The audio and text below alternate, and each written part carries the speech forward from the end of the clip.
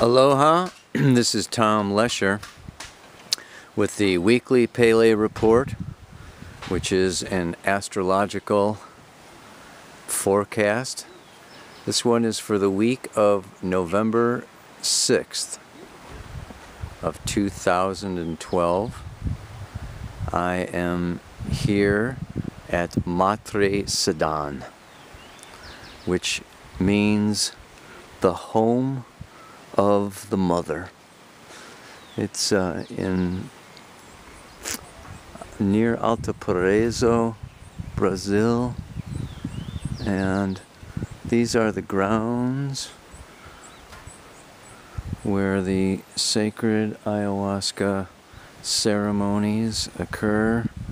We have our sculptures there of Neptune, Shiva, indigenous people. We're coming now up to the great Earth Mother herself, along with a sculpture, some crystals. There she is, trying not to be too... The pathway goes down to the river, and we come now over to the temple, and they do ceremony every Friday night in the temple, and then on Saturday night they do it in the orca around the fire. And here in the temple, I don't want to go too fast, I don't want to go too slow. But as you can see from these different rooms, each god, goddess from each and every religion is honored and brought into ceremony.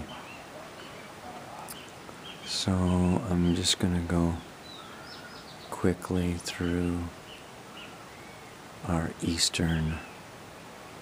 There's Shiva once again. I don't know if you saw Kali up above. We'll go down below. So today, Tuesday, November 6th, the moon is in the sign of Leo. Tomorrow, Wednesday, it moves into Virgo, coming through on Saturday into Libra, staying in Libra through to Monday, when it moves into Scorpio, finally coming to the solar eclipse next Tuesday. That solar eclipse is occurring at 21 degrees 57 minutes of Scorpio. That is basically a new moon. So it's today we have the third quarter square moon with the moon in Leo. It goes through Virgo, Libra into Scorpio for the new moon. And this new moon is in alignment with the moon's nodes, not too far away from Mercury. Mercury's retrograde now in Sagittarius. It comes back into Scorpio on Tuesday in time for the eclipse. So not only we have the sun, moon, Mercury, and the north node of the moon all together for this solar eclipse next Tuesday. So the energy is building basically from now until next Tuesday for this eclipse to occur. These eclipses occur every 6 months and are major times of transformation and initiation. So we want to pay very close attention to this eclipse and what it signifies for each of us in our lives. And what I will do then is find my way down to the river, find a comfortable spot, and complete the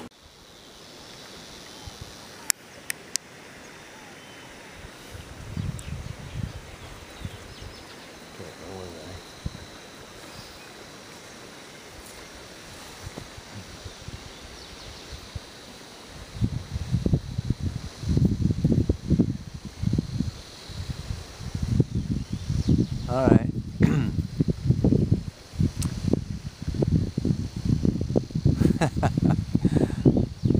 Okay. Wow, I take 1 week off and it feels like it's been a few years. I do a couple journeys with the plant medicine and I feel like a different person. And this is like a whole new foreign experience for me doing another Pele report here. Kind of forget how to do these, but I'm going to give it a shot. Give it the old 1-2.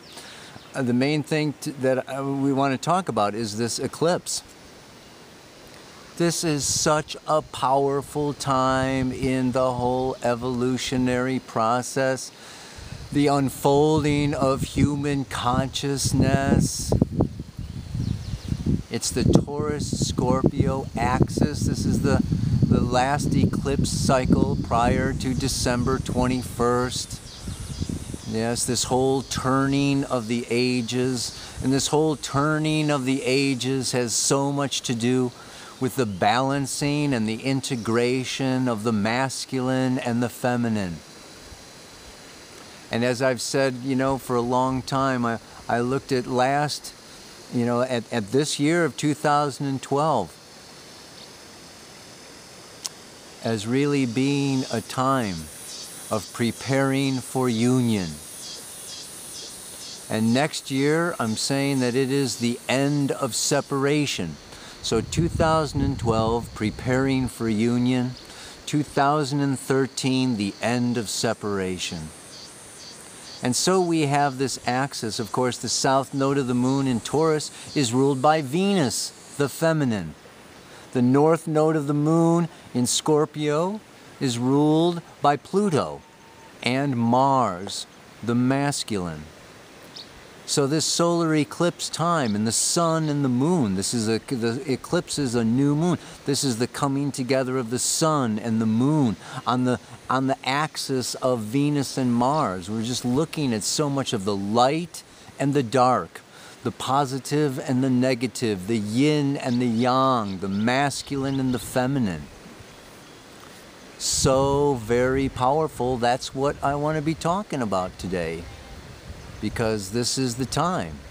The end of separation, the coming into union, is ending the battle between the sexes. We need to look at the patriarchy, the matriarchy, what is existing and carried within the hearts and the souls. What is the karma of the feminine through these past 6,500 years of male domination? What is the karma? What is living in the souls of the masculine, of the men at this time? We've all had many previous lifetimes over these last 6,500 years of an imbalance that wants to come into balance. So it has been dominated by the masculine. Let's just look at the masculine. The masculine is strength. The feminine is power. The masculine is the bold, assertive, Martian energy that works in this material third-dimensional world to accomplish goals and make ends meet and produce and work. Men The masculine does not know itself. It is naive. There's an innocence. There's an openness. There's a simplicity. You think of the caveman carrying the club. Even Hercules, the great hero of the masculine, his favorite weapon was a club. Bonk.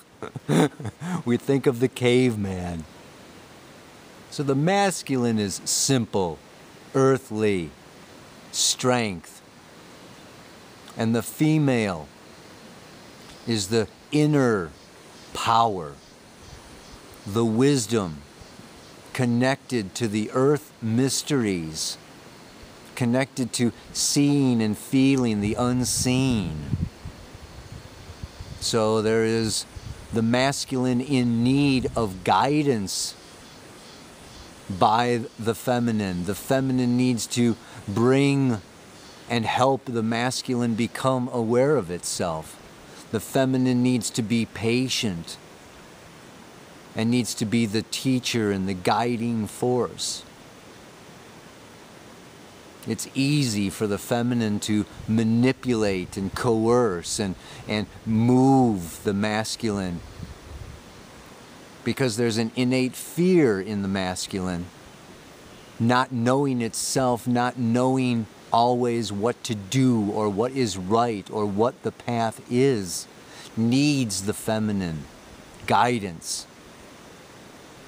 And at the same time is very well aware of the lack of power, the lack of knowing, the dependency upon the feminine for that knowledge, for that wisdom, for the guidance.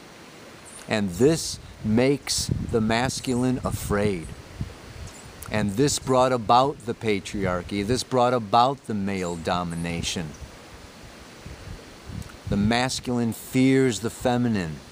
At the same time, these last 6,500 years of male domination have suppressed the feminine, held her down, wounded her, degraded her, dismissed her.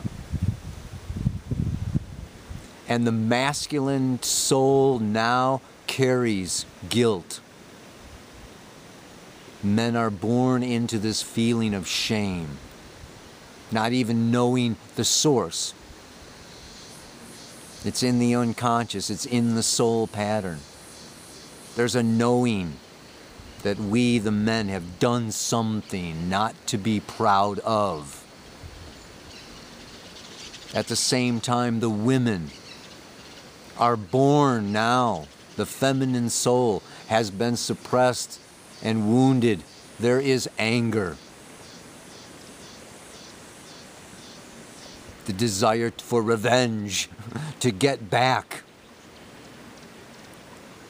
to resume the position of power and control, independence and liberation.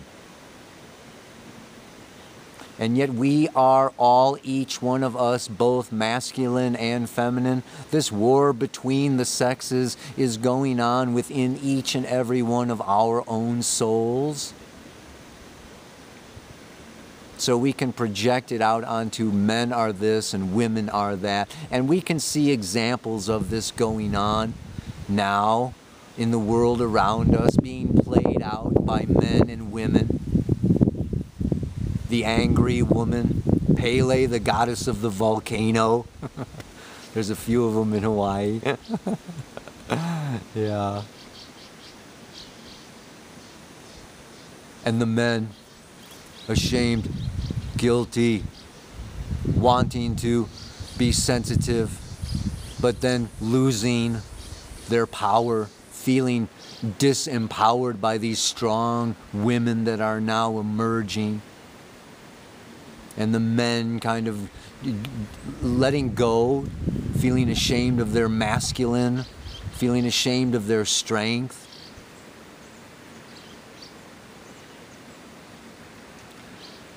So on a deeper level, this ending of separation, this preparing for union, involves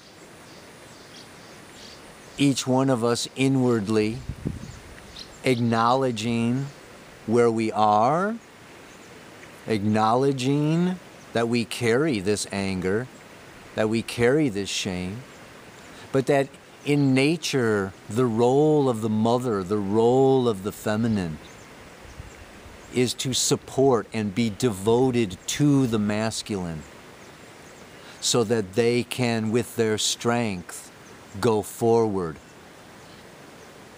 Like the machete cutting its way through the jungle. The men need the support of the feminine. The feminine needs the strength of the masculine. We are interdependent. The war now has to stop.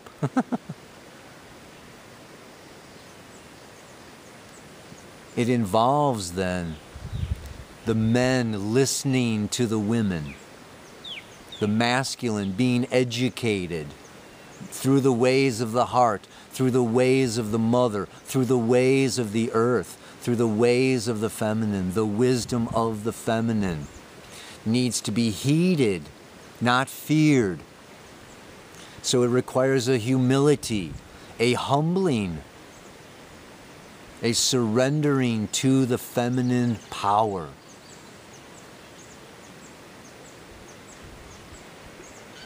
Not letting go of the strength of the masculine and being trampled upon and manipulated and having that shame and guilt eat us away on the inside, but to humble, surrender, and still then the feminine soul is calling for the masculine to still lead the way in this dimension, on this plane. Make the changes. Destroy the limiting established forms and structures and introduce the new. The feminine is counting on the masculine to make these changes. And they need all the confidence, strength, and support in order to make those positive moves. So the women have to be very careful in their education, not to use the guilt or the shame to dominate, control, or try to take over, to win the war of the sexes.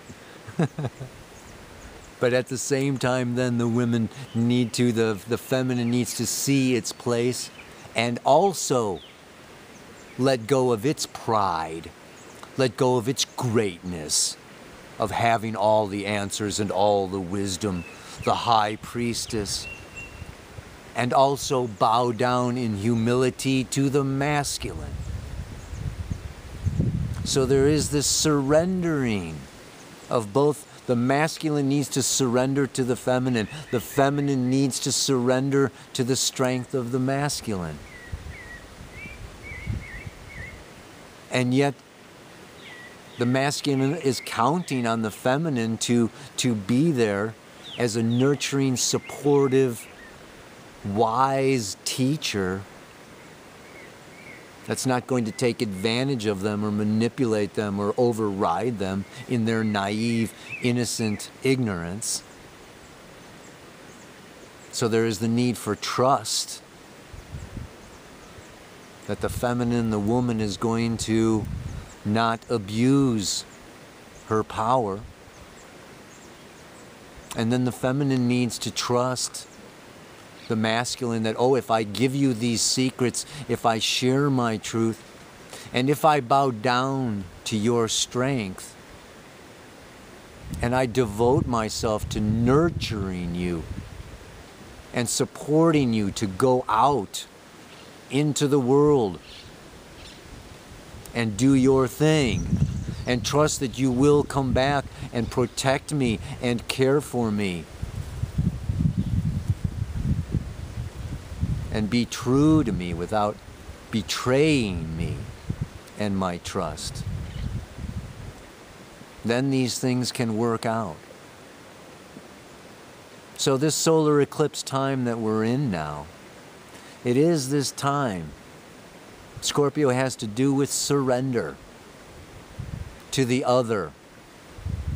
And it is the battleground. It is the house of conflict where we meet up against that which we cannot control. The men cannot control the women cannot control the men. It's time for us to put our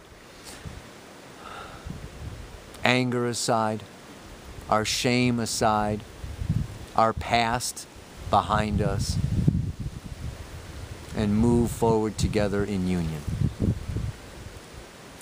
And the eclipse always, like I spoke of before, it brings in something new. This is a new way, a new light is dawning, a new path is opening. The ways of communion, of working together are going to manifest a new society, a new way of living on this planet. So, the mantra for this week, I hope I can remember, is I